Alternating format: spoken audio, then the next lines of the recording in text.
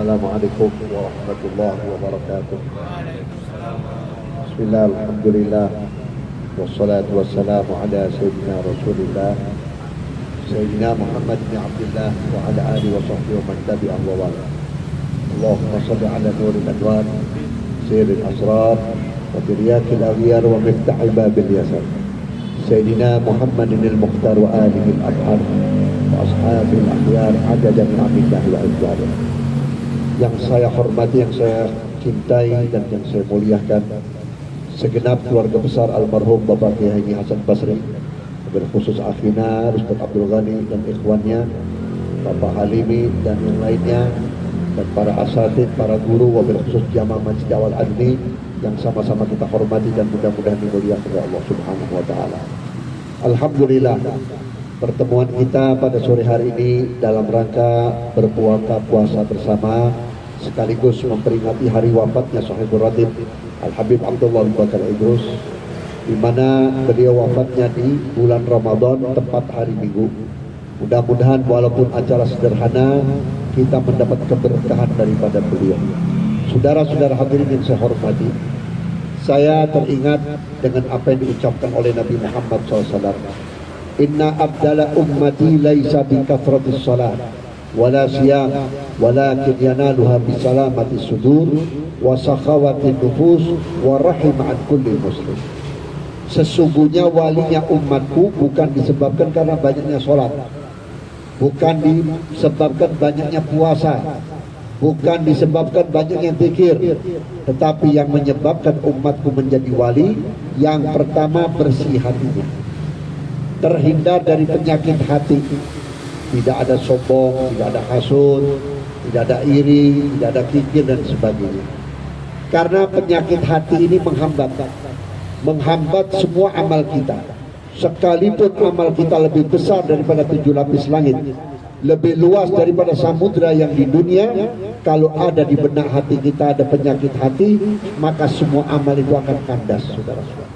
Nabi Muhammad SAW waktu di Isra dan di Mi'rajkan, sempat Nabi Muhammad itu menengok ke dalam neraka jahanam, lalu Nabi mengambil 2 hal. Apa yang diambil oleh Nabi? Hati dan lidah. Lalu setelah Nabi Muhammad selesai Isra wal Mi'raj, Nabi menceritakan, apa itu hati dan lidah yang kau ambil, hai Muhammad? Tanya sahabat. Jawab Nabi, umatku pasti masuk neraka jahanam disebabkan oleh 2, hati dan lidah. Karena hati ini bisa melontarkan kata-kata yang jelek di lidah. Lidah ini bisa menyebabkan orang sakit hati kepada kita dan bisa menyebabkan amal kita habis, na'udzubillah. Maka oleh karena itu, gambaran dari Nabi Muhammad benar. Sesungguhnya walinya umatku itu yang pertama disebabkan oleh hati yang baik, hati yang bersih. Yang kedua, wasakhawatin nufus, memiliki sifat dermawan, tidak kikir, tidak pelit, selalu memberi. Sebab orang yang dermawan itu orang yang sadar bahwa hartaku ini tidak 100% milik aku, bahwa hartaku ini ada milik anak, ada milik orang tua, ada milik saudara, ada haknya masjid, ada haknya pesantren, ada haknya anak yatim. Kalau dia mendermahkan, berarti ini orang sadar bahwa harta yang dititipkan oleh Allah Ta'ala itu merupakan titipan yang harus dikembalikan. Maka oleh karena itu, dengan adanya bulan Ramadan, kita bisa mengambil pelajaran bagi orang yang tamak. Ketika kita mau berbuka puasa, apa yang kita inginkan? Ya, kalau orang Bogor bilang apa tuh namanya, lapar mata. Di saat mau buka puasa kita jalan, orang jualan soto kita beli, orang jual kolak kita beli, orang jual semua. Begitu sudah penuh di depan meja, di depan kita, ketika adzan maghrib kita minum air hangat atau teh manis dengan beberapa butir korma, kenyang perut. Ternyata dunia sama. Makanya Sayyidina Ali mengatakan ad-dunya la yashba, at-tama'u la yashba. Orang yang memiliki sifat tamak tidak akan pernah kenyang. Kenapa? Kalau kita lihat dari hurufnya, toknya bolong, mimnya bolong, ainnya mulutnya mangap, perutnya gendut. Mana ada orang yang mangap kenyang? Tidak akan kenyang. Artinya apa? Artinya bulan Ramadan ini cermin buat kita bahwa kita jangan terlalu membesarkan dunia. Apapun yang kita besarkan dunia itu, cepat atau tidak kita sendiri akan meninggalkan. Makanya kalau ada orang bilang bahwa dunia tidak bisa dibawa mati, salah. Dunia bisa dibawa mati, tergantung nabungnya. Kalau nabungnya di masjid bisa dibawa mati. Kalau nabungnya di tangan anak yatim, di tangan fakir miskin, di pondok pesantren, di keluarga yang perlu dibantu, berarti ini uang bisa dibawa mati. Sebab pertama manusia nanti di dalam kubur diperlihatkan oleh Allah tentang amalnya, salah satunya sedekah. Kapan? Waktu kita masih kecil, habis disunat, biasa dibawa Jumatan sama orang tua kita. Namanya anak kecil tuh senang lihat keropak jalan tuh senang, ya. Masukin duit 10 rupiah atau 100 rupiah. Itu 100 rupiah yang awal kita sedekah, begitu kita masuk kubur sudah ditutup pakai papan, tanah pertama ditaburkan, itu pahala sedekah sudah ada di depan. Besarnya luar biasa, istimewanya luar biasa, sampai mayit berteriak, ya Allah keluarkan aku dari kubur ya Allah, biar 1 jam ya Allah aku habiskan hartaku. Kalau cuma 100 rupiah pahalanya kayak begini, bagaimana kalau 1 juta, 2 juta, 10 juta, 100 juta, mungkin lebih besar. Makanya si mayit berteriak pada waktu minta dikeluarkan dari kuburnya, ingin menghabiskan hartanya. Maka oleh karena itu saudara-saudara, para aulia, para salihin mengedepankan sedekah. Almarhum Syekh Khalil Bangkalan Madura, dia bukan orang kaya, dia nggak punya sawah, dia guru pesantren, tapi bisa ngasih makan satu hari 200 piring. 200 piring, ya. Kalau 100 piring aja udah berapa liter? 200 piring berapa liter?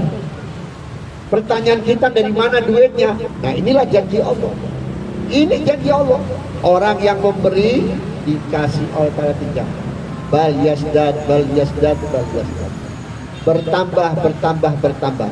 Sebagian ulama ahli hadis mengatakan bal yasdad di sini 100 kali lipat, berarti 300 kali lipat. Artinya apa? Tidak ada orang memberikan sedekah kepada umat Nabi Muhammad akan habis. Terlebih-lebih kita adain maulid, ya, duit kita kumpulkan buat umatnya Nabi Muhammad. Gak ada ceritanya orang yang ngadain maulid bangkrut. Tapi orang yang nggak ngadain maulid banyak kan miskin, banyak kan susah. Kenapa? Duitnya tidak dimakan oleh umat Muhammad SAW. Yang kedua, yang ketiga, warahimah an kulli muslim. Walinya umatku disebabkan hatinya selalu kasih sayang kepada umat Islam. Kasihan kepada umat Islam. Kasihan kepada umat Islam, peduli kepada umat Islam, tidak hanya memberi, tetapi memperhatikan pendidikannya, memperhatikan dakwahnya. Sekarang ada majelis-majelis yang perlu kita dakwain, kita dakwain. Ada kelompok-kelompok yang perlu kita biayain, kita biayain. Kenapa? Kalau kita sayang cuma ngasih makan, begitu kenyang, sudah hilang. Alhamdulillahnya cuma sekali, bismillah cuma sekali. Tapi kalau kasih sayang dengan dakwah, dengan tarbiyah, dengan pendidikan, ini sampai ujung pangkal. Contoh nih, di sini ada pemuda. Pemuda ini memiliki kecerdasan, ya, IQ-nya kuat, kita biayain di pondok pesantren.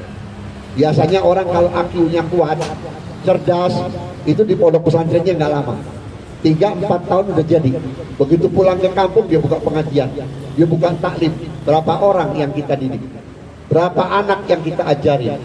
Ini sama aja nulungin orang tua yang di kampung tersebut, di mana orang tuanya nggak sanggup mendidik anaknya, tidak sanggup mengajarkan anaknya karena orang tuanya nggak mampu hartanya maupun mampu keilmuannya. Ada satu guru dari pondok pesantren yang kita biayain, sekarang dia mengajar mereka untuk orang tua. Begitu orang tuanya masuk kubur, anaknya punya ilmu. Setiap dia membacakan sesuatu, tidak mungkin dia baca kitab kalau belum Fatihah kepada orang tuanya. Kalau dia baca Fatihah sama orang tuanya, nggak mungkin murid-muridnya nggak ikut Fatihah. Jadi satu anak bisa melahirkan ratusan Fatihah. Mudah-mudahan Allah limpahkan rahmat dan hidayah kepada kita, dan kita doakan keluarga besar almarhum Bapak Kiai Hasan Basri menjadi keluarga yang barokah, barokah yang makmur. Istri beliau mudah-mudahan panjang umur, sehat walafiat, putra putri beliau menjadi putra putri yang berhasil, dan semua hajatnya dikabulkan. Wabil khusus Ustaz Abdul Ghani, mudah-mudahan segala maksud dan tujuannya dikabulkan oleh Allah Ta'ala. Kita doakan saudara-saudara saya, abang-abang saya, adik-adik saya yang mudah-mudahan duduk di tempat ini, tidak keluar dari tempat ini, kabul hajatnya. Insya Allah antum keluar tempat ini kabul hajatnya. Yang penting yakin, sebab keyakinan itu menentukan, saudara. Takdir akan berubah dengan keyakinan. Ya Allah, saya yakin 2 tahun lagi saya bakal jadi lurah. Ya Allah, saya yakin 2 tahun lagi saya bakal jadi kaya. Kenapa? Allah mengikuti keyakinan hambanya. Mudah-mudahan Allah limpahkan rahmat dan Allah berkait kita. Kurang lebihnya mohon maaf. Assalamualaikum warahmatullahi wabarakatuh.